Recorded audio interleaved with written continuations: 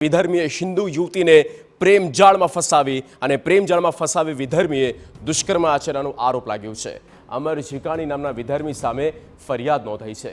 અમર ઝીકાણી વિરુદ્ધ યુવતીએ પોલીસ ફરિયાદ નોંધાવી। યુવતીએ વિધર્મીની કરતૂત જાણી જતા ભાંડો ફૂટ્યો છે। આ મામલે હિન્દુ યુવતીએ પોલીસ ફરિયાદ નોંધાવી છે। હરીન માત્રાવાડિયા સંવાદદાતા ફોન પર। હરીન, પૂરી વિગત।